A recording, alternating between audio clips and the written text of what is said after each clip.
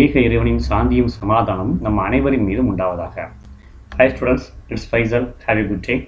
இப்போ டிஎன் +2 மேத்தமெட்டிக்ஸில் chapter 2 complex numbers கலப்பு எண்கள் அதில் எக்ஸாம்பிள் 2.32 பார்க்க போகிறோம். கொஷின் என்னன்னா, find the cube root of unity. ஒன்றினுடைய மூன்றாம் படிமூலங்களை காண்க. மூன்றாம் படிமூலம் என்ன? 1/3. ஒரு நம்பருக்கு பவர் 1/3 போட்டால் அது மூன்றாம் படிமூலம். 1 அப்படிங்கிற நம்பருடைய மூன்றாம் படிமூலம் என்னன்னு சொல்லி கேட்டிருக்காங்க. ஒரு முக்கியமான கொஸ்டின், சரிங்களா? அதுக்கு அடுத்து அப்படி 4 கொஸ்டின் கொஞ்சம் முக்கியமான கொஸ்டின். இப்போ என்ன செய்யலாம், ஒன்றினுடைய மூன்றாம் படிமூலம் தானே, அதை இசட் எடுத்துக்கிறேன். இசட் = 1/1/3 எடுத்தாச்சு. ஸோ அப்போ ரெண்டு பக்கம் நான் கியூப் ரைஸ் பண்ணணும்னா ரெண்டு பக்கம் பவர் 3 எடுத்தோம்னா Z/3 = 1/1/3 வரும். 3 கேன்சல் ஆகி 1 ஆயிடும். சொல்லுங்களா?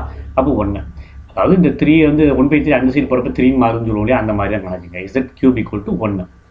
ஸோ இப்போ இந்த 1 வந்து நம்ம எப்படி காம்ப்ளெக்ஸ் ஃபார்மில் எழுதுறதா இருந்தால் 1 + I0 அப்படின்னு எழுதிக்கலாம். 1 + I0. சரி, இப்போ இதை போலார் ஃபார்முக்கு துரு வடிவத்துக்கு மாற்றலாம் இருந்தால் இந்த 1 வர இடத்துல காசு வரணும், இந்த 0 வர இடத்துல சைன் வரணும். அப்போ காசோட வேல்யூ 1, சைனோட வேல்யூ 0, வரக்கூடிய தீட்டா என்னன்னு பாருங்கள்.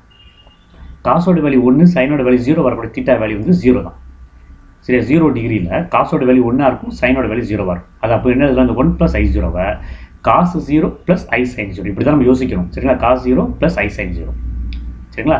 தீட்டா எழுதின உடனே என்ன செய்யணும், அது கூட ஒரு 2k பை ஆட் பண்ணணும். ஏற்கனவே பார்த்துருக்கோம். சரிங்களா? துரு வடிவம் மாத்திரப்ப என்ன செய்யணும், தீட்டா என்ன ஆங்கிள் கிடைக்குது கூட ஒரு 2k பை ஆட் பண்ணணும். 0 + 2k by 0 + 2k by for all k belong to Z அப்படின்னு சொல்லிக்கலாம் இங்கே. ஓகே, இப்போ இங்கே இருக்கிற பவர் 3 அந்த பக்கம் கொண்டு போங்க.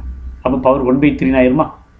அப்போ Z = இந்த மொத்த டேமுக்கும் பவர் 1/3 ஃபார் ஆல் k = இப்போ இதில் கூட k இருக்கு இல்லையா, இந்த கேக்கு வேல்யூ எப்படி இருக்குன்னா 0, 1, 2. இங்கே பவர் 3ன்னு சொன்னால் 3க்கு முந்தின நம்பரோட 0ல ஆரம்பிக்கும், 3க்கு முந்தின நம்பரோட முடிஞ்சு போயிடும். பவர் 3ன்னு சொன்னால் இங்கே 3 நம்பர் தான் வரணும். 0, 1, 2. 3க்கு முந்தின நம்பரோட இங்கே முடிஞ்சிடும். 1/3 அப்படி இருந்தால் 1/4னா 0, 1, 2, 3. 1/5னா 0, 1, 2, 3, 4. சரிங்களா? இப்படி தான் முடியாது. அதனால் இப்போ k = 0, 1, 2, 3 இந்த 3 வேலையை கேக்கு மேலே கொடுக்க முடியும் அப்படின்னு சொல்லியாச்சு. இப்போ அடுத்த கட்ட நம்ம என்ன செய்யலாம், இந்த மாதிரி cos θ + I sin θ whole power n அப்படின்னு இருந்தால் என்ன உள்ளே கொண்டு போனால் இல்லையா, டிமாரிஸ் தியரம் சொல்லுது. அப்போ n உள்ளே கொண்டு போனோம்னா காஸ் இங்கே வெறும் 2k பை தான் இருக்குது. 2k π/3 I sin 2k π/3 for all k = 0, 1, 2. ஓகேங்களா? ஸோ இதுதான் நமக்கு தேவையான ஃபார்ம். நமக்கு தேவையான ஃபார்ம் வந்து இதுதான். Okay, right. ஸோ இப்போ நெக்ஸ்ட் என்ன செஞ்சுக்கிறோம் அப்படின்னு சொன்னால்,